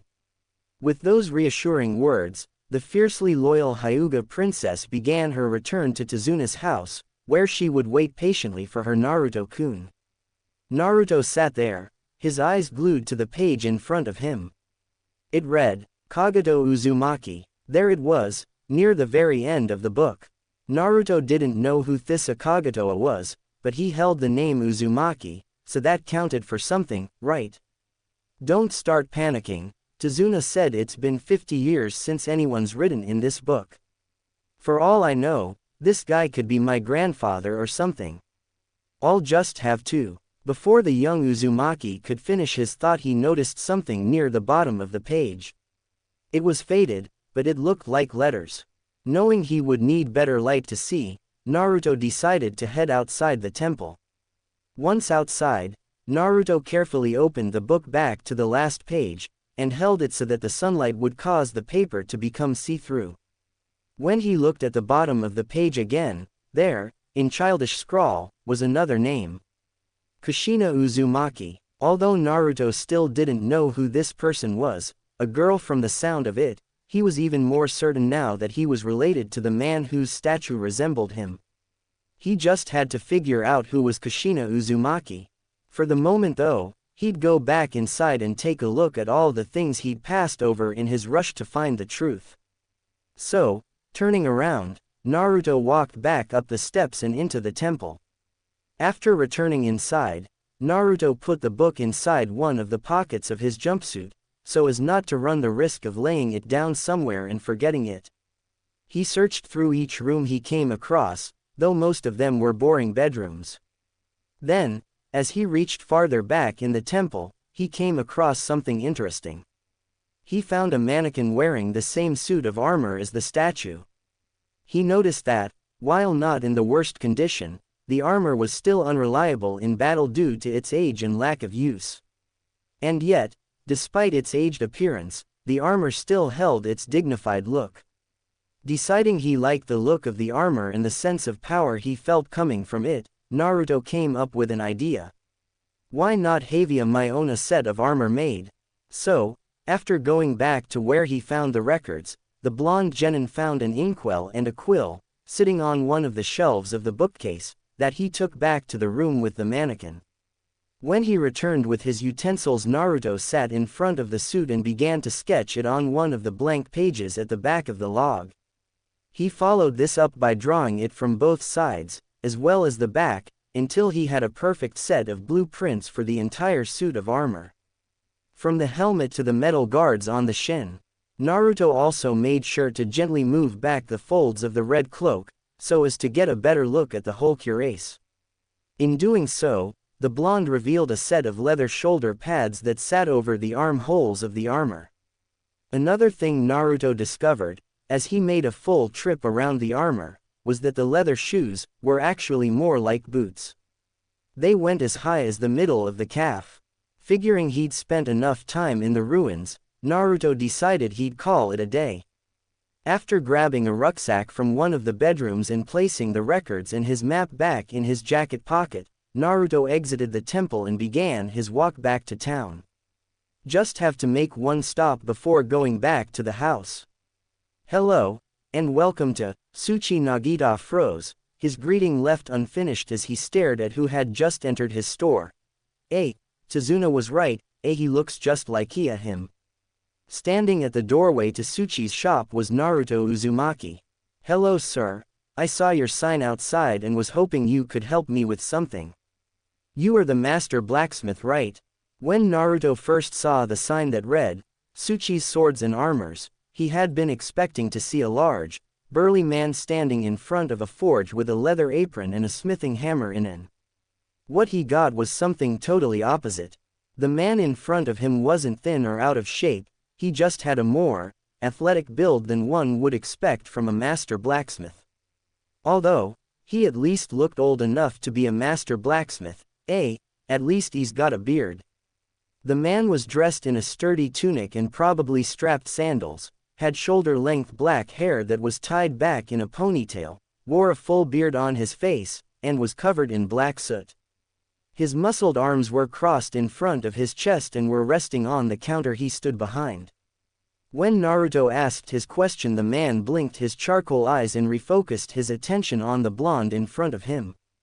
Ahem, I can assure you, young man, I am the blacksmith you seek.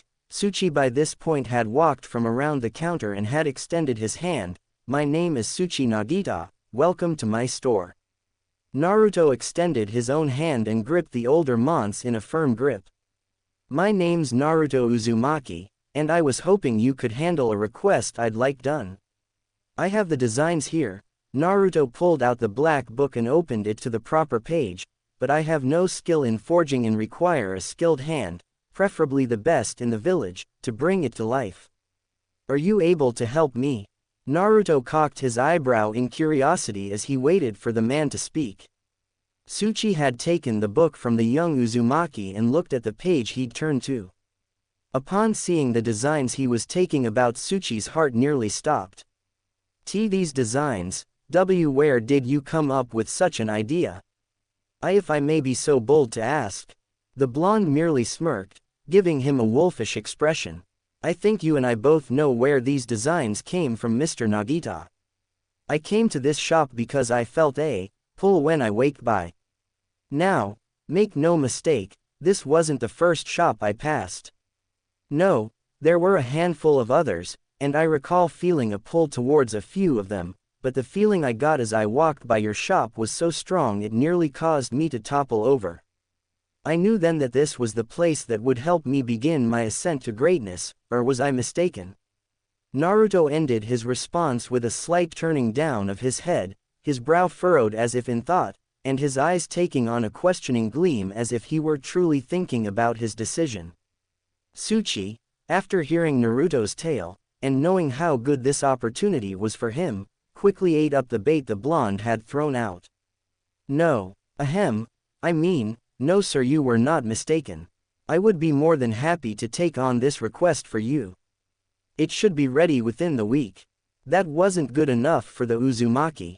I want it in 2 days. 2 days. Yes sir, you must understand, quality work takes time. Especially if you're hoping to wear this into combat. Funny, I seem to recall seeing a sign somewhere saying they offered the fastest delivery in town. Maybe I should go there. I'm sure they could have it done in 2 days. Heck, they might try to show off and have to me by tomorrow. What do you think? Tsuchi understood now. He understood the importance of the items he was being asked to create. These weren't just tools to be used in battle, no, these were a symbol. A symbol that the eagle had risen like a phoenix from the ashes and was ready to take the world under its wing again. With this in mind, Tsuchi knew only one response was appropriate. He placed his fist over his heart and spoke. I fall to command, Imperator. Naruto and his squad stood at the entrance of Wave, all packed and ready for their return to Konoha. We thank you again for your hospitality, Tazuna-san, you made our stay here most enjoyable. Kurenai said with sincerity. The quartet had stayed with Tazuna and his family for a week after arriving, but they each knew that after so long away, it was time to return home. Think nothing of it, we were more than happy to welcome our hero back. Tazuna's response was cut off by shouts of, Naruto-sama. Looking to the crowd behind them, the huddle of 5 could see a man pushing his way through the mob of villagers. Naruto noticed that it was Tsuchi. Naruto-sama, I have the last part of your request. At this, the blacksmith removed a cloth bundle from around his chest and presented it to the blonde that stood before him. Please, I humbly ask that you accept my apology for being so late with the completion of your order. I have no excuse. Naruto looked down at the man who bowed before him before taking a quick glance at the crowd. Knowing that his reaction would set the pace for his plans for Wave, Naruto decided on how to handle this. Whether or not your lateness will be forgiven depends on the quality of what you've brought me. Unfortunately for you, my inspection of your work will be done back in my home. But rest assured, you will be hearing from me soon. With that said, Naruto wrapped the cloth bundle around his chest, tying it in the front and turning away from the man to face Tazuna. Where do we stand in regards to what we spoke of the other night? Naruto questioned softly, so as to avoid letting nosy Junin overhear. It's been started, Naruto. When the first section is complete I will have a messenger bird send word of its completion. Nodding his approval, Naruto gave one last look at the crowd of people that looked upon him with loyalty and respect. And so it begins. The journey back from Wave was significantly faster than the arrival. This was due to the fact that, instead of walking, the squad of ninja were tree-hopping. Upon orders of its Junin commander, Kurenai wanted to return to Konoha as soon as possible. After a week of strange behavior including disappearances, secret talks, a complete 180 of attitude, and other strange things, Kurenai had gotten extremely weary of her male charge. Even stranger were the items he now carried with him. When we get there he's got nothing, but when we leave he's got a rucksack and a bundle of cloth, both holding something suspicious no doubt. The problem was, Kurenai couldn't just order Naruto to show her what he'd picked up. She had to have probable cause before commanding another ninja, no matter the rank, to reveal their personal effects on a mission. Which she unfortunately did not have. She glanced behind her and took stock of the blonde male currently under her care. Naruto's eyes held a different, sharper light than they had before the trip to Wave. Where there was once warm, sky blue gems now set to calculating, cobalt stones. Where there was once always a ghost of a smile, now sat, not a scowl, but more of an ever-concentrating look. As if its wearer were in constant thought or observing the world around him. This Naruto Uzumaki Kurenai was bringing back to Konoha was most definitely not the Naruto she'd been joined by in the Hokage's office when they'd been assigned their mission. Naruto, who had been in deep thought over his final ataxa with Tazuna, sensed someone watching him and brought his mind back to the present. Without letting her know, Naruto did his own analysis of her. She'd been weary of him since the first night they'd spent at Tazuna's home. He noticed it during dinner when she'd tried to subtly interrogate Tazuna, as well as himself. While Naruto wasn't sure why the female Junin was so interested in his affairs, he was sure about one thing: he didn't like it. I'll have to be careful for the time being. There's no telling what kind of trouble could be caused if I don't exercise a bit more caution with my plans. Although, Naruto wasn't the only blonde on the team in deep thought. Ino stared at the male who ran ahead of her, her thoughts on the subject a swirling mass of confusion. I just don't know what to make of all this. Naruto's acting way weird, Kurenai-sensei's acting weird about Naruto acting weird, and even Hinata's acting weirder than usual. Oh man, it's times like these I wish I had Shikamaru's brain. Resolving once again to seek out her slacker genius teammate upon returning to the village, Ino did her best to push the cluster of confusing thoughts to the back of her mind and focus on the journey home. It was harder than she thought. When the quartet of ninja reached the front gate of their home, 3 of the 4 ninja had to rein in their anxiousness to enter the village and begin their personal missions. Hinata was not one of those 3. Hinata had dreaded coming home, because that meant going back to the Hyuga compound and dealing with the harsh, cold mannerisms of her family. Her depressed thoughts were broken by her sensei's words. All right team, I'll go and give the mission report to Lady Tsunade, the rest of you are free to go. Hinata, seeing no way out, drooped her head and began to walk in the direction of her home. However, her departure was halted when another voice, a male voice, called out to her. Hey, Hinata, do you have some time to talk with me tomorrow? There are some things that I really want to talk to you about. Is that okay? Hinata almost couldn't believe her ears. Her Naruto-kun wanted to talk with her. But this didn't sit well with Kurenai. The Genjutsu mistress didn't trust having this new Naruto around her student. Hinata's frightening level of feelings for the blonde, coupled with Naruto's new silver tongue were a dangerous combination. Hinata, don't forget we have team training tomorrow. Don't you think afterward you should relax, because it sounds like Naruto wants to have a pretty deep discussion and I'm not sure you'll have the energy for such a thing once we've finished. Kurenai hoped that her words would cause the girl to consider turning down the offer.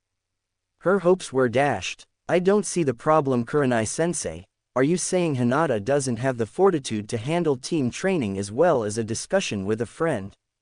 Naruto ended his rebuttal by staring directly into the woman's ruby-red eyes with his own cool, cobalt pair. A staring contest ensued, but it wasn't just a game, it was a test. Whoever blinked first failed, and Kurenai could feel her eyes start to sting. She was saved though when Hinata had came to her decision.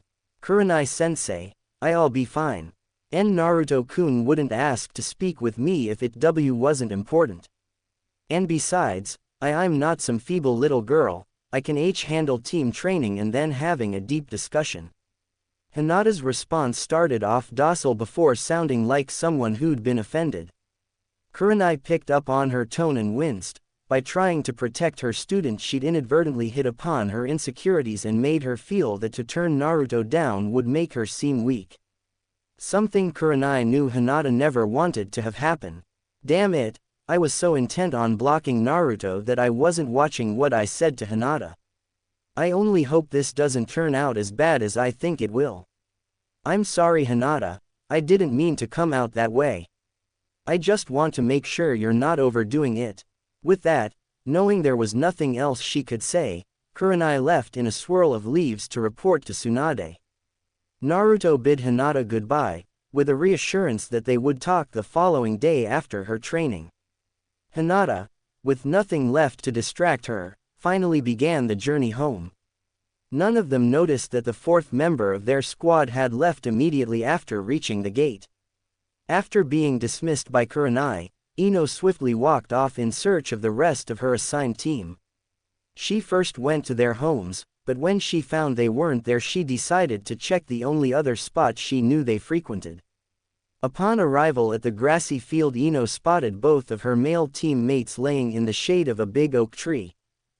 Well, Shikamaru's laying, Choji's sitting up eating chips. Pushing that thought aside, the platinum blonde walked over and greeted her two longest friend. Hey guys, I'm back from my mission. Did anything interesting happen while I was gone, or did the two of you just lay around every day? What started off as a polite greeting ended in a snarky accusation. Shikamaru never sat up, he simply glanced over at the lone female on his team and said, "Actually Ino, Something interesting did happen while you were away. The girl's eyes widened in anticipation. It was so quiet in that me and Choji actually managed to relax while you were gone. The look of anticipation fell away and was replaced with annoyance at the shadow manipulator's jab. Ino was ready to explode on her teammates. W had begun to laugh at her, when she suddenly remembered what it was she really wanted to speak with Shikamaru about. Hey, Shika, there's actually something I was hoping I could talk to you about. See, while I was on the mission, I started noticing something strange going with Naruto.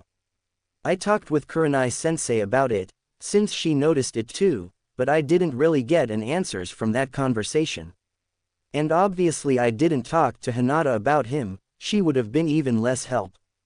I figured I would talk to you, and maybe you could help me figure it out.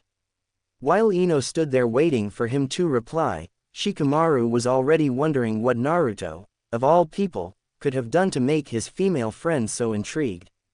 Well, why don't you start by telling me just what it is that Naruto was doing that's got you coming and interrupting my cloud watching with your troublesome question? Ignoring Shikamaru's trademark use of troublesome to describe her question, Ino began to tell her two male friends what she'd observed over the trip to Wave. The strange, secret conversations between Naruto and Tazuna, even throwing in the weird talk they'd had in the middle of the street, the way Naruto spoke to Kurenai and how he'd managed to dodge her probing questions. Hinata's increasingly strange behavior, and finally the items Naruto had brought back from the trip. Throughout Ino's entire retelling of the mission, Shikamaru's mind had been spinning its wheels trying to come up with an idea of why the things she mentioned had happened. He had a hunch based off what Ino had told him of their first night in Wave, but he didn't want to jump to any conclusions, especially if his hunch proved correct. His thoughts were broken by Ino's shouting. Shika, are you even listening to me anymore? Sigh, not really Ino, I was too busy trying to figure out the answer to your troublesome question. So unless you don't really want my help, I'd appreciate you being quiet for a bit, okay? Ino's mouth clicked shut and her cheeks gained a pink tint to them after hearing Shikamaru's tone. Shikamaru sat up and entered into his traditional thinking pose. While Ino was working on the Naruto mystery, from her own angle, Kurenai was currently standing in the Hokage's office speaking with her about it. The diplomatic mission was a success, we arrived without issue and our time there went smoothly. Tsunade sat at her desk, fingers steepled in front of her face, and eyebrow raised as she listened to Kurenai report their mission. Tsunade was a woman who, while in her 50s, was considered one of the most beautiful women in the elemental nations. Her straight, blonde hair was tied in two loose ponytails, with bangs framing both sides of her face.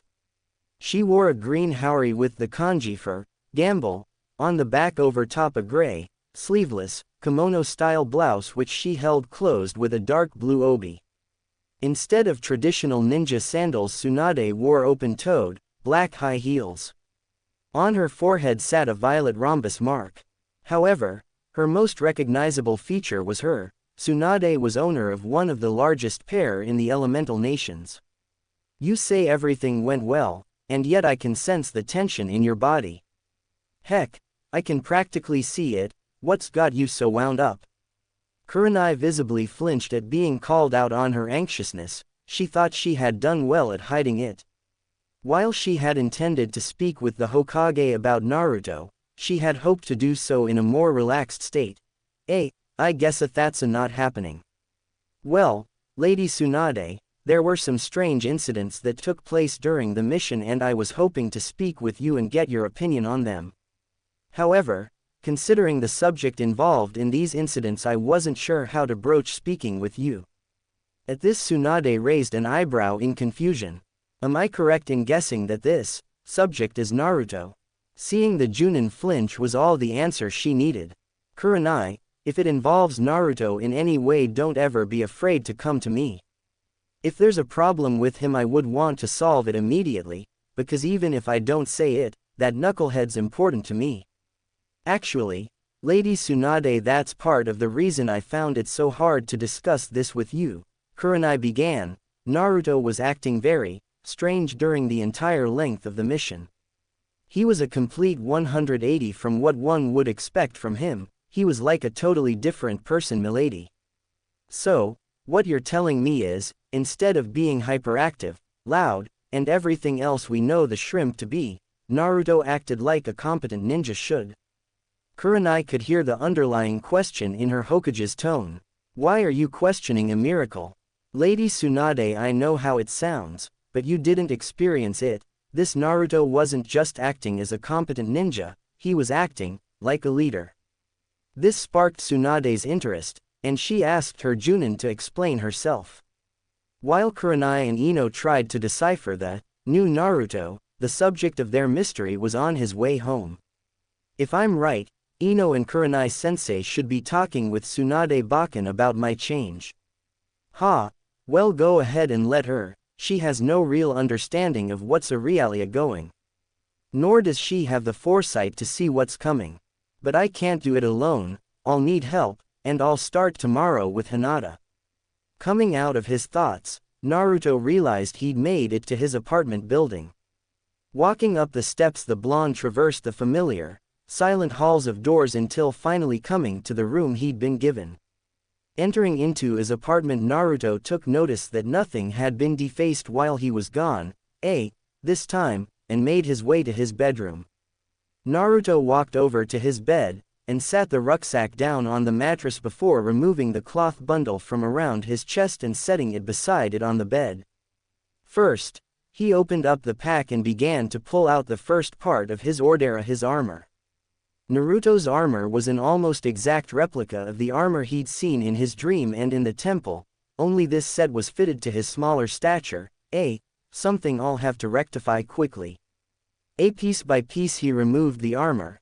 The steel greaves for his shins, the leather tarouge for around his waist, a steel cuirass with leather lappets at the shoulders and leather shoulder pads. The last piece of metal he pulled from the pack was an officer's helmet with red horse hair running from front to back. After setting aside the armor, Naruto reached back inside and removed a set of leather wrist bracers, a blood-red tunic to be worn under the armor, a focale scarf to be worn so he could avoid chafing from the cuirass rubbing against his neck, and at the bottom, sat a pair of leather boots. These were all hung up in his closet and his armor was left on the bed until he could get a mannequin to set it up on. With his wardrobe pulled from the rucksack, Naruto opened two other pockets and pulled out a set of books from each, Caesar's military journals. And finally, from out of his jacket pocket, he pulled the lineage log. After stashing his books in his dresser, Naruto turned to the bundle of cloth still wrapped up on his bed. This was the second part of his request to Tsuchi.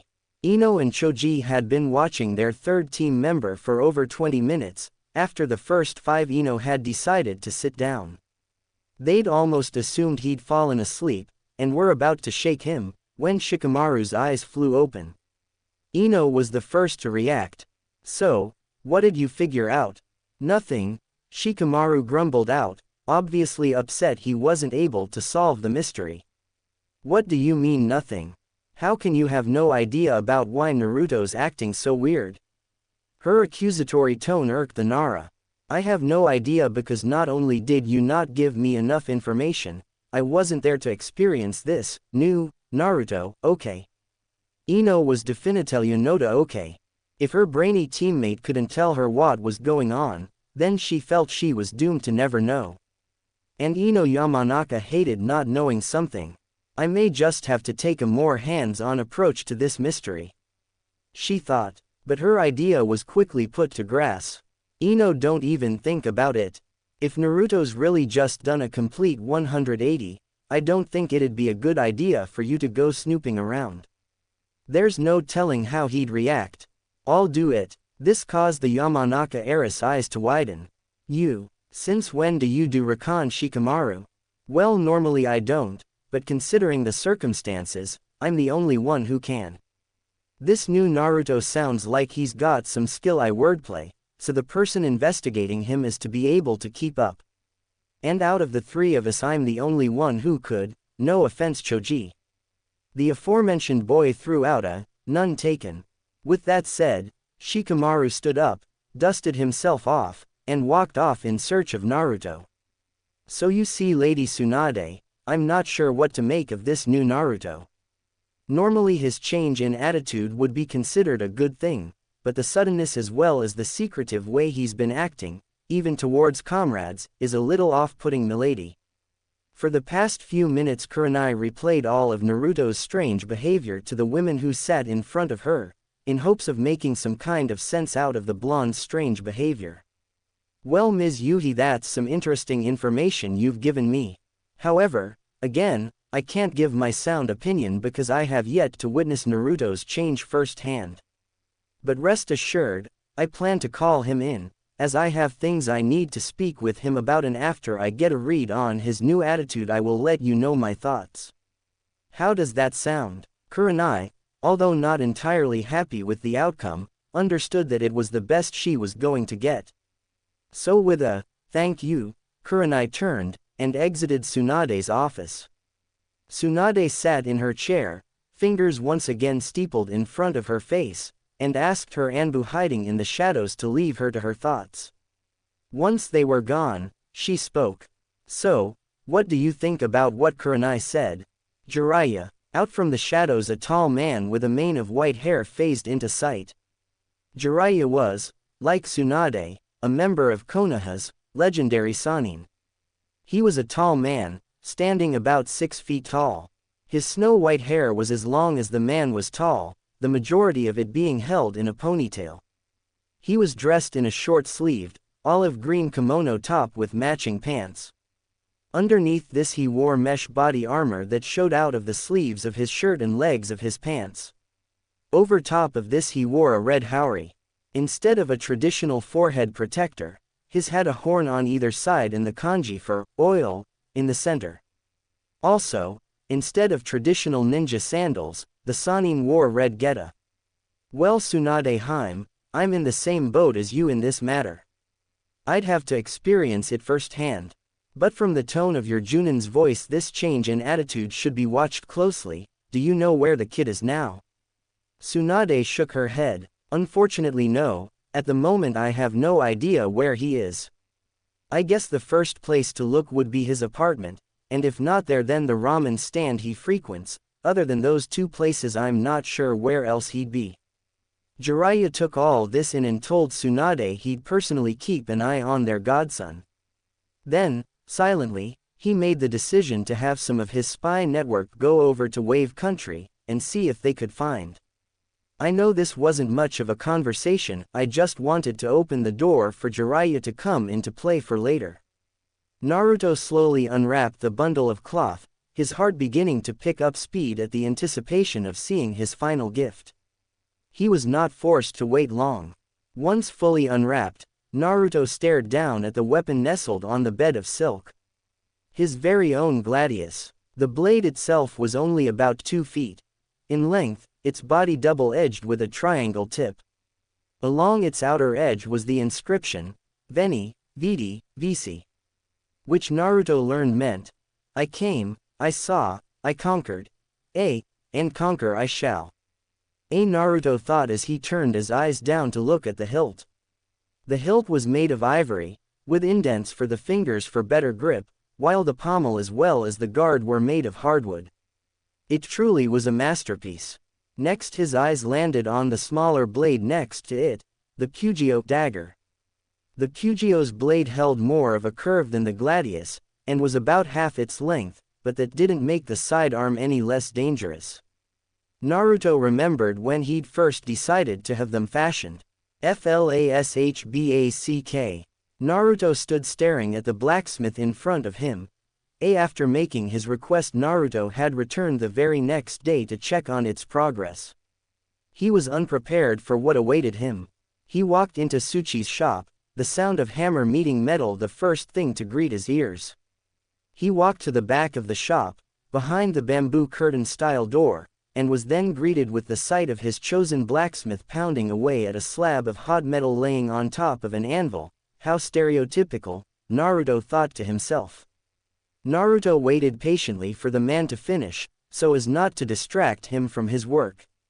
Once Tsuchi placed the metal into the tub of water and placed it back on the anvil, the blonde spoke up. "It's nice to see you hard at work, Tsuchi-san." The sudden extra voice visibly startled the man. Imperator, forgive me for not noticing your presence earlier. If I had, I would have surely stopped to attend you. Your apology is not needed. I stood by so as not to disturb you while you worked. After all, how would you be able to finish on time if I interrupt you in the middle of your work? Speaking of which, how are you coming along? Tsuchi swallowed the lump in his throat before answering. It's coming along rather quickly, Imperator. I have no doubt that I will be able to finish it all in the allotted time. Naruto took these words in with great satisfaction and was unable to hide it. Something I will no doubt need to work on, he thought. Naruto had come to the conclusion that he'd need to learn how to keep his emotions in check if he wanted to bring honor to the name, Caesar. Naruto had been so deep in his self-beating tat he almost missed Tsuchi speaking with him. "Excuse me, Imperator," Naruto stopped him. "Naruto-sama, that is how you will address me for now. I do not yet have the standing to be considered your Imperator." Forgive me. As I was saying, Naruto-sama, do you have your weapons forged yet? This threw Naruto for a loop. Naruto had not actually given thought to weapons, but thinking about it now he realized something. If he wants to resurrect the Roman Empire, and honor his ancestor, Naruto would have to do it right. That meant no jutsu, just pure military might, and that meant weapons. As a matter of fact, no, I hadn't even thought of weapons, Tsuchi.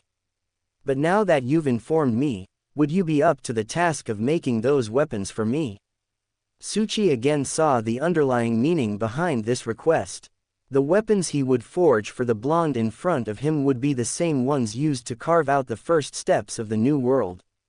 Oh, of course, Naruto-sama, although it will take me considerably longer than 2 days due to the wait that will come with ordering the necessary metal, as well as material for the hilt. Naruto stood there, arms crossed in front of his chest, and thought of what he'd just been told. On the one hand he did require the weapons, but on the other hand he wasn't sure of how long he would be staying. About how long would these materials need to get here, and then how long would you take to make the weapons? Well, the materials would take about 3 to 4 days after I've ordered them, and then to craft the weapons will be about another 2 days, Naruto-sama. Seeing no real way to speed up the process, Naruto was forced to accept to terms and allow Tsuchi to return to his current task of forging Naruto's armor. With the placement of his unexpected addition to his order finished, Naruto turned and exited the shop and returned to Tezuna's home, where he would go up to his room and read through the first military journal. End flashback. When Naruto had arrived at the bridge ready to depart from Wave, he'd almost thought Tsuchi had been unable to finish his request on time. But now, looking at the craftsmanship of the weapons, and the ornate design of his dagger's sheath, Naruto managed to forgive the blacksmith for his tardiness, this time. Quickly writing a letter that he'd send back to the man later, Naruto then contemplated how to spend the next part of his day.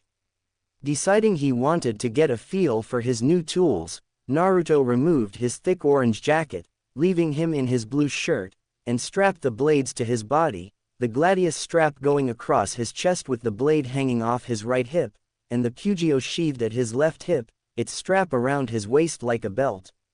After finishing getting ready, Naruto set up some clones to watch his house, and set off on his way towards the training fields. Naruto calmly made his way to the training field, practicing his Roman swagger as he went. His right hand rested on his sword pommel while his left, clutched into a fist, swung lightly as he walked, his strides holding purpose as Naruto held his head high, back straight, and chest out. While the blonde made his way through the village streets, he began to feel like he was being watched. Turning a corner, Naruto stopped, turned around, and waited for his shadow to follow after him. He did not have to wait long. Within minutes a small body collided into Naruto's chest. Looking down, the blonde's cobalt eyes were greeted by a head of spiky, brown hair held back by a set of green goggles. It was Konohamaru. Konohamaru looked up and, to his surprise, was greeted by the face of his boss. The academy student had thought he was doing well in tailing his mentor, but apparently not well enough. Hey boss, I see you're back from your mission. How'd that go anyway? Naruto, on the other hand, was not amused. What do you want, Konohamaru? I'm about to head to the training field, so I don't have time to play today. Konohamaru shook his head. I wasn't gonna ask you to come play boss, I was gonna see if you had any time to train me. Maybe show me another jutsu. The boy's eyes held a look of hope, as well as fear that his idol would decline. Naruto thought about, and at first was going to decline, but then saw the possibilities behind teaching his student the way of the Roman, as well as the new way of Naruto. This has the potential to be very rewarding. Alright Konohamaru, you can come to the training field with me, but only if you're willing to take this seriously. If I feel that you aren't trying your hardest, I'll send you home, understand? So the two continued their trek to the training grounds, this time side by side. As Naruto continued to practice his Roman swagger, the young pre-genin at his side took notice, and tried to imitate his idol. Said idol took notice and smirked inwardly to himself. This is already looking promising. Soon they arrived and Naruto began some basic stretches. Once again, Konohamaru copied his teacher and attempted the stretches. After loosening up, Naruto decided it was time to begin. First, he unsheathed his side arm and tossed it at the young boy's feet. Then he drew his gladius and spoke. Pick that up, I'm beginning to learn Kenjutsu and I figure it wouldn't hurt for you to have another skill under your belt before you graduate. Konohamaru did as instructed, although with the Pugio being heavier than a standard kunai, it was accomplished with difficulty. Once it was successfully pulled from the ground, the boy looked to his mentor for further guidance. What he saw confused him.